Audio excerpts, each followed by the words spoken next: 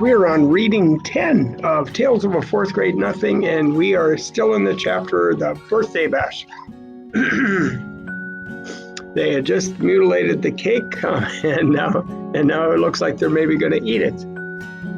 Each kid got a Dixie cup, a small piece of cake, and some milk.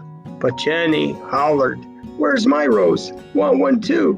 Because her slice of birthday cake didn't happen to have one. My mother explained that the roses were only decorations and there weren't enough to go around. Jenny seemed to accept that. But when Grandma stood over her to help open her Dixie, Jenny bit her on the hand. "She bit me," Grandma cried. "Did it break the skin?" my mother asked. "No, I don't think so," Grandma said, checking. "Good, then there's nothing to worry about," my mother told her. Grandma went into the bathroom to put some medicine on it anyway. She wasn't taking any chances.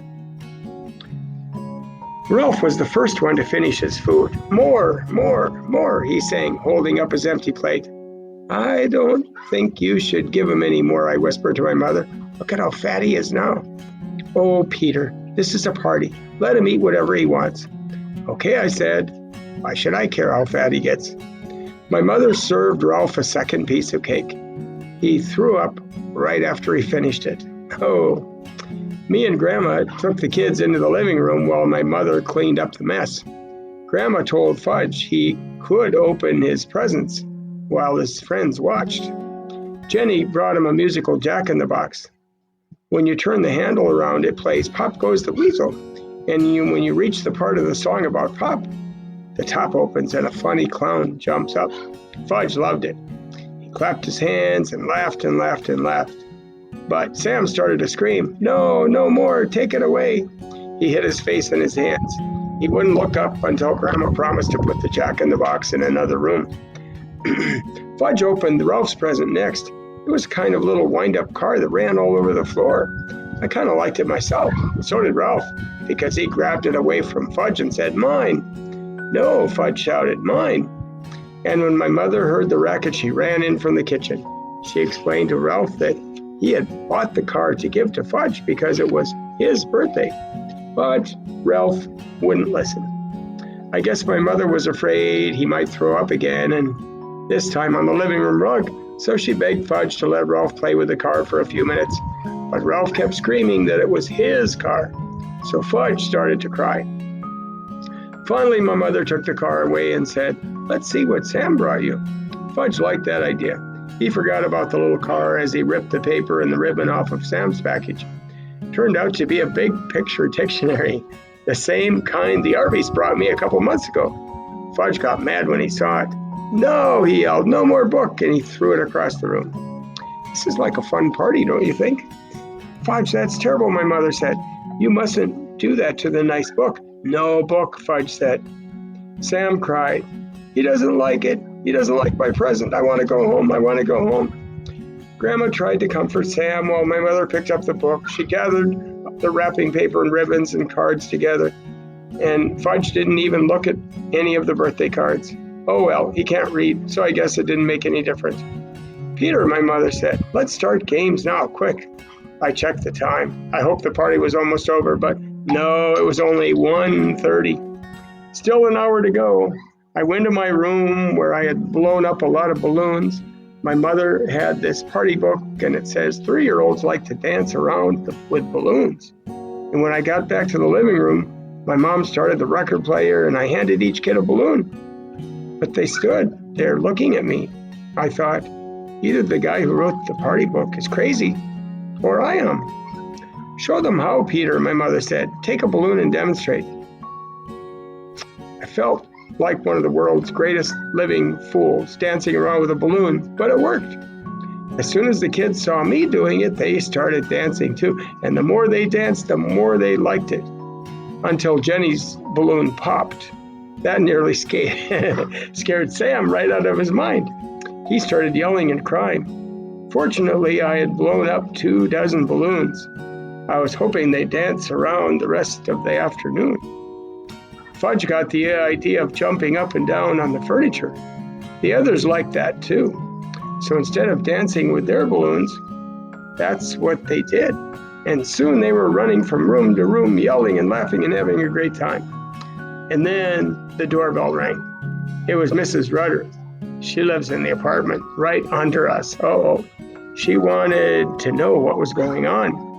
She said it sounded like her ceiling was about to crash in under any second.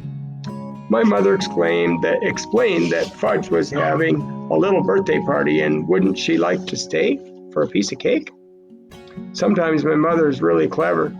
So Grandma entertained Mrs. Rudder in the kitchen while Fudge and his buddies jumped up and down on his new bed. It was delivered that morning. Fudge hasn't ever slept on it, so naturally when my mother found out what they were up to, she was mad. "Stop it right now," she said. "New bed, big boy," Fudge told her. Was he proud? "You won't have a new big boy bed for long if you don't stop jumping on it," my mother told him. "I know. Let's all sit down on the floor and hear a nice story." My mother selected a picture book from Fudge's bookshelf. "I heard that one," Jenny said when she saw the cover. "All right," my mother told her. "Let's hear this one." And she held up another book. "I heard that one too," Jenny said. I think my mother was starting to lose her patience, but she chose a third book and said, "Well, we'll all enjoy this one even if we know it by heart. And if we do know it by heart, well, we can say it together." That's just what Jenny did. And when my mother skipped a page by mistake, Jenny was right there to remind her. If you ask me, my mother felt like biting Jenny by this time. When the story was all over, it was 2:00 and Ralph was sound asleep on the floor. My mother told them to put him up on Fudge's new bed while she took the rest of the children back to the living room. I tried and tried, but I couldn't lift Ralph. He must weigh a ton. So I left him sleeping on Fudge's floor, closed the door so he wouldn't hear any noise, and on the way back to the living room, I wished the others would fall asleep too. "Peter," my mother suggested, "why don't you show them Dribble?" "Mom, Dribble's my pet. You don't go around using a pet turtle to entertain a bunch of little kids." Didn't my mother know that? "Peter, please," my mother said. "We've got just a half hour left and I don't know what to do with him anymore." "Dribble," Fudge hollered. "Dribble, Dribble, Dribble." I guess Sam and Jenny liked the way that sounded because they started to shout, "Dribble, Dribble, Dribble," even though they didn't know what they were talking about. "Oh, all right," I said. "I'll show you Dribble. But you've got to promise you'll be very quiet. You mustn't make a sound. You might scare him, okay?" They all said okay. My mother went into the kitchen to chat with Grandma and Mrs. Rudder. I went into my room and came back carrying Dribble in my bowl. I put my finger over my lips to remind Fudge and his friends to be quiet. It worked. At first, nobody said a word. So we're going to let that be the end of reading number 10. So go to your Google Doc and write down your awesome summary and your questions, predictions, feelings, and thoughts. And you know what? The dog that's barking, it's not Roxy, it's our neighbor's dog. So, well, good luck. Do a good job.